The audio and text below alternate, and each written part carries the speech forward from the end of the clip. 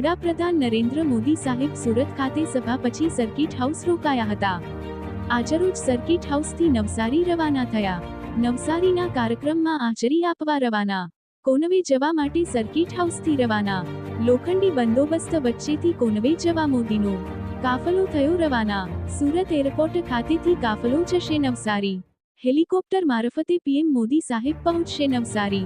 Bureau report Surat.